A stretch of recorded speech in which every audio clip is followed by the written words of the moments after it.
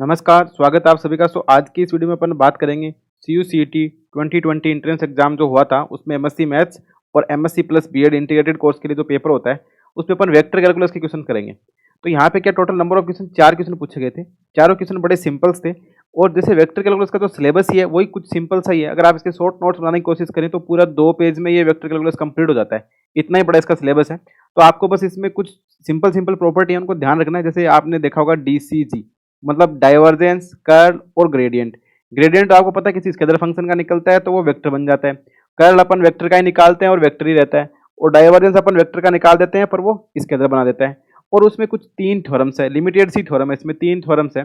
वो थ्योरम आपने पढ़ी होगी, ग्रीन्स थ्योरम, एक स्टोक्स थ्योरम और एक आप अपन पढ़ते हैं गॉस डाइवर्जेंस थ्योरम।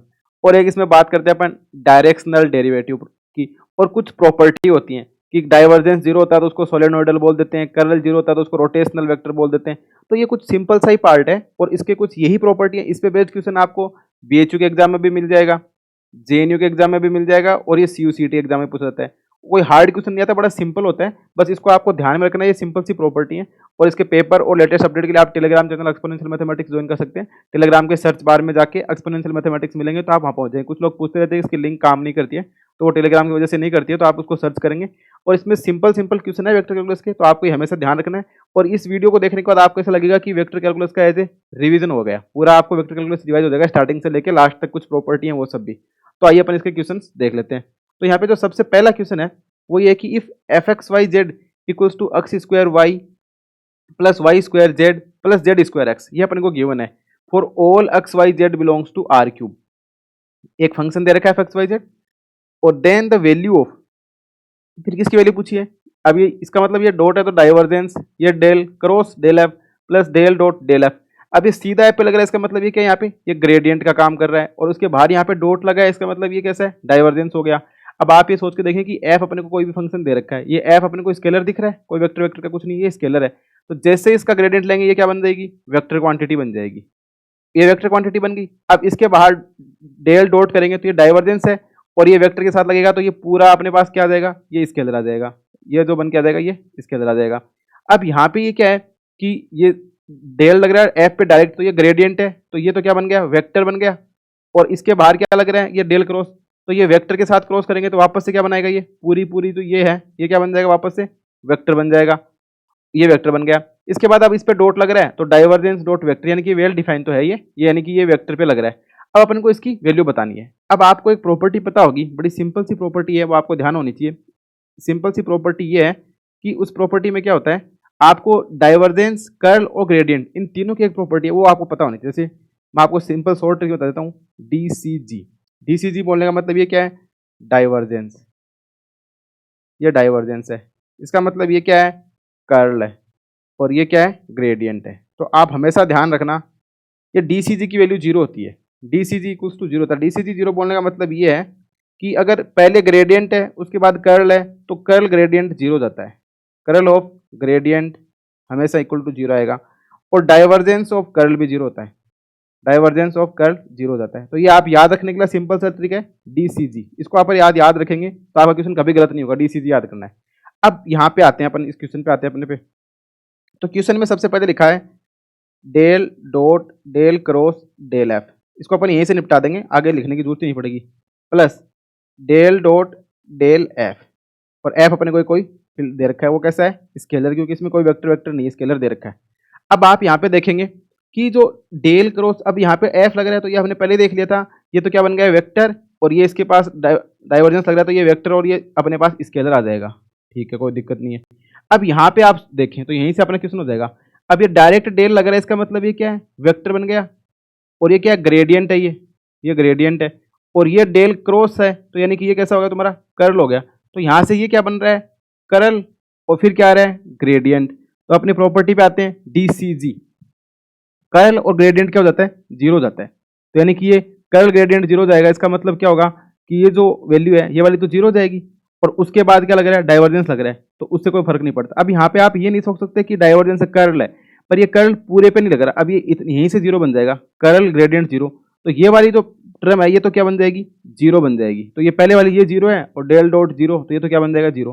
तो फर्स्ट टर्म का काम तो हो गया तो जीरो, यानी कि अपना सिर्फ और सिर्फ किससे काम करना है अपने को, सेकंड लास्ट टर्म है जो डेल डॉट डेल एफ, इससे निकालना है। अब अपन को पॉइंट भी दे रखा है 1 1 और एफ अपने को पता है, तो अपने लिए बहुत आसान काम हो गया, इसको कर लेते हैं अपन। अपन को सोल्व करना है डेल डॉट डेल एफ, और डेल एफ निकालना है कहाँ पे, पॉइंट दे रखा है 1,1,1 और ये एफ अपने को दे रखा है, ये एफ क्या दे रखा है यहाँ पे, x square y plus Y square z plus z square x, यानी कि f equal to x square y plus Y square z plus z square x.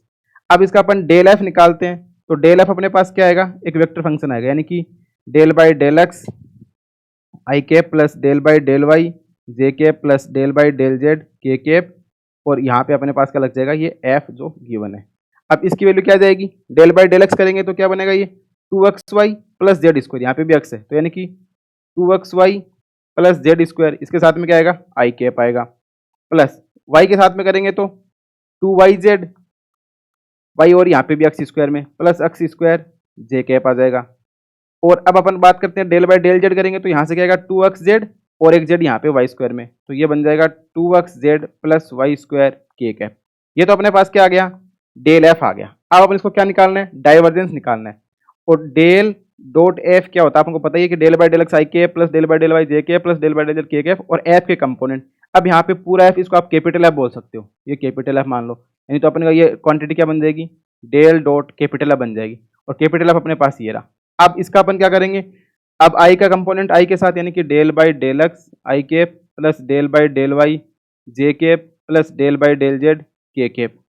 अब ये आई कैप और वाला ये रहा आई कैप का, ये जे कैप का तो ये इसके साथ जे कैप का, ये के कैप का तो इसके साथ के कैप का। अब इसका एक्स के रेस्पेक्ट में, इसका वाई के रेस्पेक्ट में, इसका जेड के रेस्पेक्ट में, और कहाँ पर निकालना है, ये पॉइंट अपने को गिवन है।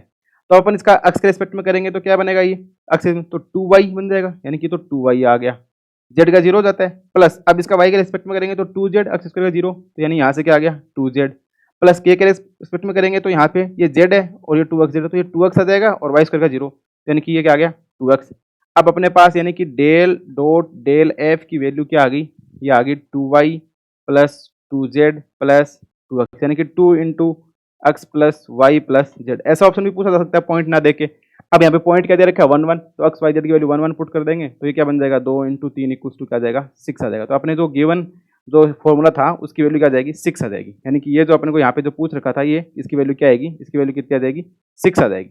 ये जो क्वांटिटी है इसकी वैल्यू 6 आ जाएगी, तो इसका आंसर क्या हो जाएगा फिर सी ऑप्शन करेक्ट हो जाएगा। यहाँ पे ये कलर मैं चेंज करके दिखा देता हूँ आपको, तो ये इसका क्या हो जाएगा सी ऑप्शन है वो करेक्ट हो जाएगा, क्योंकि एक्स वाई जेड ये दे रखा था और अपने को इसकी वैल्यू बतानी थी। ये तो अपने ने बता दिया कि भाई प्रॉपर्टी जीरो है, आपको याद रखने के लिए सीधा सिंपल सा तरीका है डीसीजी याद रखना है, तो डीसीजी से ये तो जीरो कर दिया, डाइवर्जेंस को करल होता है तो वो जीरो हो जाता है, करल और ग्रेडियंट जीरो हो जाता है, तो इसकी वैल्यू 1 1 पे 6। तो बड़ा सिंपल क्वेश्चन था, बस आपको ये प्रॉपर्टी पता होनी चाहिए डीसीजी, तो इस पहले वाले टर्म को सोल्व करने की जरूरत नहीं थी, वरना आप इसको पहले ग्रेडियंट निकालोगे फिर कर्ल निकालोगे फिर डॉट प्रोडक्ट लोगे तो भी जीरो ही आना है। तो आई होप आपको क्वेश्चन समझ आएगा, बड़ा सिंपल सा क्वेश्चन था। तो अपन चलते हैं अपने नेक्स्ट क्वेश्चन की ओर।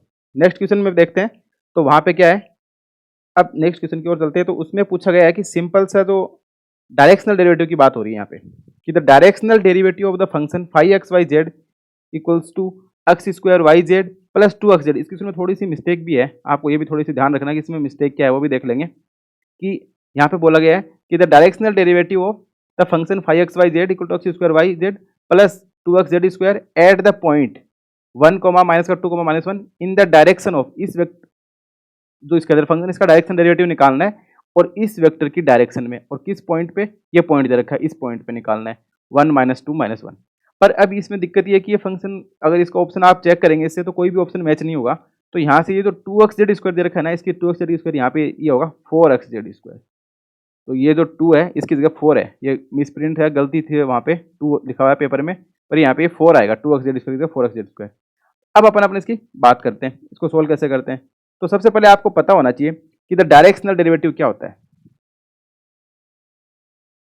डायरेक्शनल डेरिवेटिव, और डायरेक्शनल किसी स्केलर फंक्शन का निकलता है, तो स्केलर फील्ड एफ होता है कोई, तो डायरेक्शनल अपन क्या करते हैं कि at a given directional derivative of scalar field f at a given point p, at a given point p in the direction of, in the direction of a unit vector a is given by ये किस प्रकार से दिया जाता है, इसको अपन लिखते हैं divergence sorry gradient F dot A cap, या इसको ऐसे भी लिख सकते हैं कि grade F dot A cap. तो ये होता है, और ग्रेडियंट अपन को निकालना आता है, और ए कैप अपन निकाल सकते हैं कि ए कैप अपन जानते हैं किसी वेक्टर अपॉन उस वेक्टर का मैग्नीट्यूड। तो ये ए कैप होता है ये, और ये डायरेक्शन डेरिवेटिव दिया जाता है gradient of f dot A cap से, ऐसे इसका निकालते हैं। तो अपने पास यहाँ पे क्या है, एफ भी अपने को गिवन है यहाँ पे, और पॉइंट भी गिवन है, और ये वेक्टर भी गिवन है, तो बस अपना काम हो जाएगा। अब वेक्टर तो यहाँ पे दोस्तों इसके अंदर पॉइंट फंक्शन एफ की जगह यहाँ पे फाइव दे रखा है, फाइव एक्स वाई जेड दे रखा है, x square y z plus 2x 4x z square, 2 की नहीं 4, और पॉइंट है 1 - 2 - 1, और वेक्टर है 2 आई कैप माइनस जे कैप माइनस का 2 के कैप। तो अब लिख देते हैं अपन को, तो अपन को सबसे पहले क्या निकालना पड़ेगा, ग्रेडियंट ऑफ एफ निकालना पड़ेगा। एफ अपना क्या है, x square y z plus 4x z square, I think ये 4x जेड स्क्वायर और एक्स स्क्वायर वाई जेड। अब इसका ग्रेडियंट आप निकालेंगे तो वही वेक्टर क्वांटिटी आएगी, del by del x i cap plus del by del y j cap plus del by del z k cap. आपको कंफ्यूज नहीं होना ग्रेडियंट और डाइवर्जेंस में, ग्रेडियंट इसके अंदर फंक्शन पे लगता है, डाइवर्जेंस हमेशा वेक्टर फंक्शन पे लिखता है, और ये यहाँ पे अपना एफ। अब इसका जब पूरे का एक्स के रिस्पेक्ट में करेंगे तो ये क्या बन जाएगा, 2x y z plus 4z square plus 4z square, यहाँ तो क्या देगा आई कैप। अब बात करते हैं अपन वाई की साथ, तो वाई इस टर्म में तो वाई है नहीं, यहाँ पे वाई है, तो ये बन जाएगा x square Z J cap plus, अब डेल बाई डेल जेड करेंगे तो यहाँ से एक्स स्क्वायर वाई आएगा, तो यहाँ से तो आ गया एक्स स्क्वायर वाई प्लस यहाँ से क्या आ जाएगा 8x जेड, और साथ में क्या जाएगा के कैप। तो ये आ गया। अब अपन को पॉइंट गिवन है यहाँ पे 1 कोमा माइनस का 2 कोमा माइनस का 1, इस पॉइंट पे अपने को ये निकालना है ग्रेडियंट एफ, और फिर उसका अपन को निकालना है डायरेक्शन डेरिवेटिव। तो ग्रेड एफ एट पॉइंट क्या है 1 कोमा माइनस का 2 कोमा माइनस 1 पे क्या आ जाएगा, ये पॉइंट पुट करेंगे तो 1 पुट करेंगे, तो यानी कि यहाँ पे एक्स वाई जेड है, एक्स वाई जेड का मल्टीप्लिकेशन क्या करेंगे तो 2 आ जाएगा, तो 4, और जेड स्क्वायर है तो ये 1 है वैल्यू, तो ये क्या बन जाएगा 4 + 4 यानी कि 8 आई कैप आ गया प्लस। अब अपन बात करते हैं एक्स स्क्वायर जेड की वैल्यू माइनस का 1 है, और एक्स की वैल्यू क्या है 1 है, तो एक्स स्क्वायर जेड करेंगे तो क्या आ जाएगा ये माइनस का 1, तो यानी कि माइनस का प्लस नहीं आएगा यहाँ पे माइनस का जे कैप। अब आगे एक्स स्क्वायर वाई करेंगे तो एक्स की वैल्यू तो 1 है, और वाई स्क्वायर की माइनस का 2, एक्स स्क्वायर वाई करेंगे तो माइनस का 2, एक्स जेड वैल्यू माइनस का 1 आ जाएगा, तो माइनस का 8 और माइनस का 2 यानी कि बन जाएगा माइनस का 10 के कैप। तो ये तो अपने पास क्या आ गया, ग्रेडियंट ऑफ एफ आ गया। अपने को निकालना क्या है, अपने को कैलकुलेट करना है grade F dot A cap, और ए कैप अपने को यहाँ पे गिवन है 2 आई कैप माइनस जे कैप माइनस का 2 के कैप। अब इसका कैप निकालने के लिए इसका ये ए है, ये तो ए है, ए कैप निकालने के इसके अपन इसका मैग्नीट्यूड का डिवाइड कर देंगे, तो रूट ऑफ 2 का स्क्वायर प्लस 1 का स्क्वायर प्लस 2 का स्क्वायर, ये माइनस का 2 का स्क्वायर एक्चुअल में, और ये -1 का स्क्वायर, तो 4 1 5 4 9, तो नीचे क्या जाएगा 3 बन जाएगा। तो ए कैप की वैल्यू कितनी आ गई 2 आई कैप माइनस जे कैप माइनस का 2 के कैप अपॉन 3। अपन को निकालना है grade F dot A cap, तो ग्रेड एफ तो ये रहा और ए कैप ये रहा, इन दोनों का डॉट प्रोडक्ट कर देंगे, यानी कि ये 2 8 से मल्टीप्लाई होगा, माइनस का 1 है वो माइनस का 1 से मल्टीप्लाई होगा, माइनस का 2 है वो माइनस का 10 से मल्टीप्लाई होगा, डिवाइड 3 से होगा, तो 8 दूनी 16, तो 16 माइनस माइनस प्लस 1 प्लस 1 17, और 10 दूनी ये 20 हो गया प्लस 20 अपॉन 3, यानी कि 17 और 20 37, तो यानी कि इसका सोल्व करने पे कितना आ गया 37/3। तो स्केलर फंक्शन था उसका डायरेक्शनल डेरिवेटिव कितना आ गया 37/3, तो यानी कि डी ऑप्शन है उसका क्या हो जाएगा करेक्ट हो जाएगा, तो इसका डी ऑप्शन है वो करेक्ट हो जाएगा, 37/3 इसका आंसर आ जाएगा, फोर्थ ऑप्शन है वो इसका करेक्ट आंसर है, तो इसका आंसर फोर्थ। क्योंकि अपने देखा कि सीधा ग्रेडियंट निकालो, और ये जो वेक्टर गिवन है इसका अपन क्या निकालना पड़ेगा यूनिट वेक्टर निकालना पड़ेगा। यूनिट के लिए अपन जानते हैं वेक्टर ए अपॉन मोड ए, और मोड ए करेंगे तो ये 4 1 5 4 9 3 आ जाएगा नीचे, तो 3 तो सभी ऑप्शन में, तो इसको ऑप्शन से तो अपन कर नहीं सकते, और यहाँ पे मिस्टेक थी ये 2 नहीं आएगा, इसकी जगह यहाँ पे 4 आएगा, पेपर में 2 लिखा हुआ था, 2 के हिसाब से आता है 25/3, तो ऐसा कोई ऑप्शन ही नहीं है, तो यहाँ पे 37/3 आएगा। तो आई होप आपको ये डायरेक्शनल डेरिवेटिव कैसे निकालते हैं ये समझ आया होगा। अब डायरेक्शनल डेरिवेटिव के बाद है वो बड़ा सिंपल सा क्वेश्चन है। अब आगे वाले जो नेक्स्ट क्वेश्चन है वो ग्रीन थ्योरम पे बेस्ड है, और ये क्वेश्चन बहुत ही सिंपल क्वेश्चन है, एकदम से आपको देखते ही समझ में आ जाएगी कि क्या करना है क्या नहीं करना है। अब यहाँ पे बोला है कि let c be the circle x square plus Y square equal to 1 taken in the anticlockwise direction, then the value of the integral 2x y³ plus y d x plus 3x² y plus 2x dy पूरे के साथ, और ये over सी पे बात कर रहे हैं, तो इस इंटीग्रल की वैल्यू अपने को बतानी है। अब आपको देखने से ये लग नहीं रहा क्या कुछ इस प्रकार से है कि f dot d r type का, जहाँ पे अपन डी आर को लिखते हैं d x plus d y, तो यहाँ से अगर एफ कंपेयर करें इसके साथ तो एफ अपना क्या बन जाएगा, ये वाली टर्म आई कैप के साथ प्लस ये वाली टर्म जे कैप के साथ, और बाहर ये लाइन इंटीग्रल अपन सोच सकते हैं कि ये जो गिवन कंडीशन है ये क्या है, लाइन इंटीग्रेशन है, लाइन इंटीग्रल है, line integral F dot d r type की है ये। तो ये तो आपको पता लग गया कि line integral F dot d r type का है। अब यहाँ पे अपन को ग्रीन थ्योरम क्या बोलती है कि ग्रीन थ्योरम का स्टेटमेंट आपको पता होना चाहिए। ग्रीन थ्योरम ऐसे बोलती है कि अगर कोई भी कर्व होता है, जैसे मान लो कि एफ कोई कंटिन्यूसली डिफरेंशिएबल फंक्शन है, एफ है कैसा कंटिन्यूसली डिफरेंशिएबल फंक्शन है, और कोई रीजन वी है, सॉरी ये मैं स्टोक्स थ्योरम की बात करने लग गया, आपको अपन को बात करनी है ग्रीन थ्योरम की। ग्रीन थ्योरम में क्या होता है कि अगर कोई एक्स वाई प्लेन में कोई स्पेस दे रखा है, अपने को एक्स वाई प्लेन में दे रखा है कुछ भी, जैसे मान लो कि सी इज रेगुलर क्लोज कर्व है, सी कैसा है अपना क्लोज कर्व है, सी इज क्लोज कर्व। अब यहाँ पे सी क्या दे रखा है अपने को, सर्कल दे रखा है, तो सी क्लोज कर्व तो सर्कल इसको फुलफिल कर रहा है, तो ये तो अपने को यहाँ पे दे दिया x square plus Y square equal to 1 है। अगर सी कोई क्लोज कर्व है और एनक्लोजिंग द रीजन एस, किसी रीजन एस को क्लोज कर रहे हैं, तो अपन ऐसे मान सकते हैं कि ये अपना सर्कल था और ये रीजन एनक्लोज एस है, अंदर वाला एस हो गया, और ये जो एनक्लोज कर रहा है ये बाहर वाला ये क्या अपना सी है। अगर ऐसा अपने को गिवन है और पी और क्यू दो कैसे हैं, कंटिन्यूसली डिफरेंशियल फंक्शन है, तो पी को आप इससे समझ सकते हो, ये वाली टर्म है पहले वाली टर्म, और क्यू को आप इस वाली टर्म से समझ सकते हो। तो पी और क्यू दोनों कैसे कंटिन्यूसली डिफरेंशियल फंक्शन है, और किस में, इस रीजन एस में। तो क्या होता है ग्रीन थ्योरम तब ऐसे बोल जाती है, then by Green theorem, then by Green theorem क्या होता है, ग्रीन थ्योरम ऐसे बोलती है कि सरफेस इंटीग्रेशन को लाइन इंटीग्रेशन में चेंज कर देती है, यानी कि जो लाइन इंटीग्रेशन अपने गिवन है ये सरफेस इंटीग्रेशन चलेगा, डबल इंटीग्रेशन एस और del Q by del x minus del P by del Y, और ये क्या बन जाता है D x D Y which is equals to हो जाता है P D x plus Q D Y over the region C, यानी कि सी किसी रीजन एस को एनक्लोज कर रखा था, जो रीजन था वो था एस।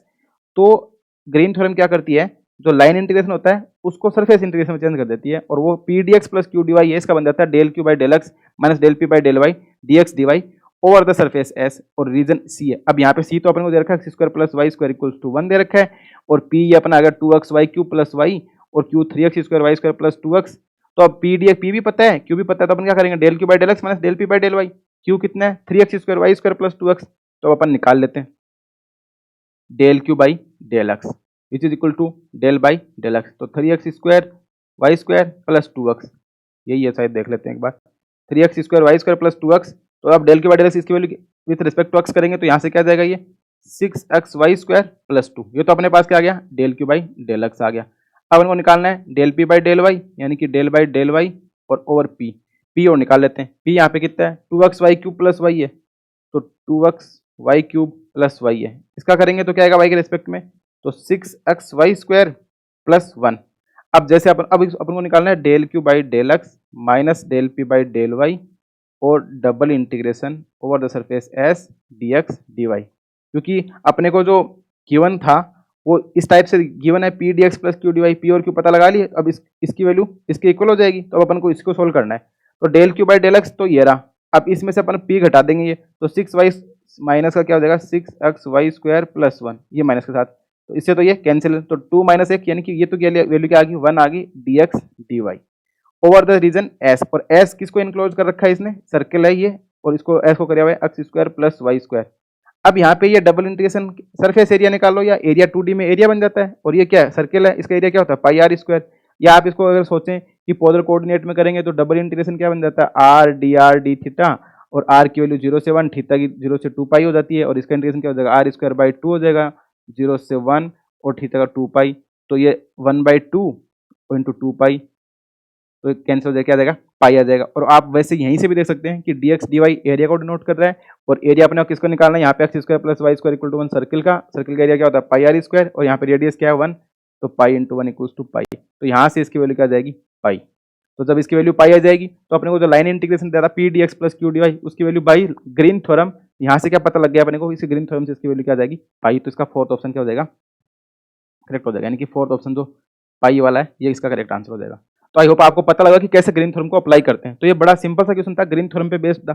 अब एक क्वेश्चन और है, वो भी बहुत ही सिंपल है, बस उसमें अपन को क्या लगाना है, उसमें अपन को बात करनी है डाइवर्जेंस थ्योरम की, तो उसको भी अपन कर लेते हैं जल्दी से, उसको भी निपटा देते हैं गॉस डाइवर्जेंस थ्योरम की। ये क्वेश्चन क्या बोलता है कि let we be the volume, ये तो बहुत ही सिंपल क्वेश्चन है, इसमें तो आपको कैलकुलेशन भी करने की जरूरत नहीं है, सारे क्वेश्चन ऐसे सिंपल ही आते हैं कि let we be the volume enclosed by the surface S and let R dot N cap D S equals to 1, then the volume अपन को निकालना है। अब अपन को वॉल्यूम की बात करनी है। अब अपन जानते हैं कि सरफेस इंटीग्रेशन और वॉल्यूम में कौन सी थ्योरम ऐसी होती है जो सरफेस को वॉल्यूम के साथ रिलेट करती है। अब अपन को उस थ्योरम की ओर जाना है जो सरफेस को वॉल्यूम के साथ रिलेट करती है, तो वो थ्योरम अपनी होती है गॉस डाइवर्जेंस थ्योरम। अब गॉस डाइवर्जेंस थ्योरम क्या बोलती है वो देख लेते हैं।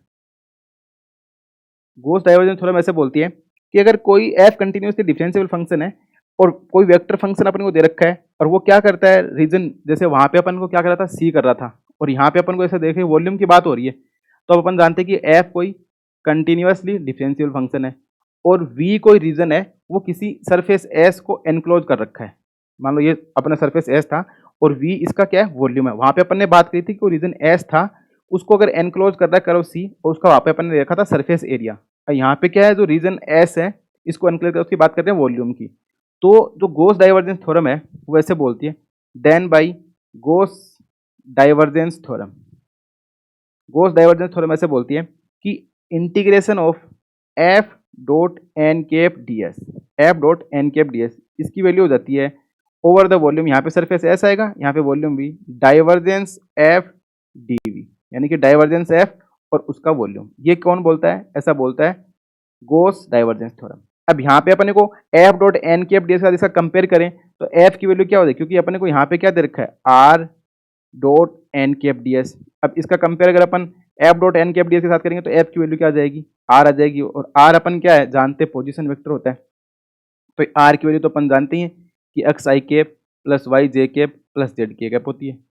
और यहाँ से अपन को ये भी पता लग गया तो इसका मतलब r dot N cap D s over the surface s which is equals to क्या बन जाएगा v del dot f d v. F की वैल्यू क्या है आर है तो डाइवर्जेंस ऑफ आर, और डाइवर्जेंस की वैल्यू क्या होती है del by del x i cap plus del by del y j cap plus del by del z k cap, और ये वेक्टर आर है। अब इसका मतलब क्या करेगा तो 1 प्लस 1 प्लस 1, तो ये क्या हो जाएगा 3 आ जाएगा।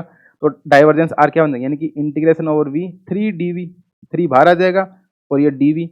और अपने को क्वेश्चन में ऐसा भी बोला गया है कि volume enclose by the surface S and then volume v निकालना है, और वी भी द वॉल्यूम है, वी इस सरफेस का है इसका वॉल्यूम है, तो यानी कि ये इंटीग्रेशन डी वी क्या बन जाएगा वी बन जाएगा, यानी कि जो integration s r dot N cap D s इसकी वैल्यू कितनी आ जाएगी अपने पास 3v आ जाएगी। पर क्वेश्चन में अपने को क्या कर रखा है are dot N cap D s की वैल्यू अपने को 1 दे रखी है, यानी कि ये जो r dot N cap D s की वैल्यू क्या है 1 इक्वल्स टू 3v, तो v इक्वल्स टू क्या आ जाएगा 1/3, यानी कि इसका वॉल्यूम कितना हो जाएगा 1/3। तो इसका आंसर फिर कौन सा जाएगा 1/3, बी ऑप्शन इसका करेक्ट हो जाएगा। तो यहाँ से इसका पता लग गया कि ऑप्शन बी करेक्ट है, तो वॉल्यूम क्या आ गया 1/3। तो ये तो क्या था गॉस डाइवर्जेंस थ्योरम पे था, इसके पहले वाला क्वेश्चन अपने ग्रीन थ्योरम पे था, और ये डायरेक्शन डेरिवेटिव था, और ये जनरल प्रॉपर्टी पे था। तो आई होप आपको ये तीनों क्वेश्चन समझ में आए होंगे कैसे वेक्टर कैलकुलस क्वेश्चन आते हैं। तो बड़े सिंपल सा पार्ट है, इसको आपको अच्छे से रिवीजन करना, और आई थिंक कि आपको थोड़ा ये थ्योरम्स रिवाइज भी हो गई, स्टॉक थ्योरम रहेगी वो आप देख लेना। सो और इसके बाद अगर आपको किसी भी यूनिवर्सिटी के पेपर चाहिए कुछ भी चाहिए तो आप कमेंट बॉक्स में जरूर बताएं। So thanks for watching and keep continue watching exponential mathematics. Thank you.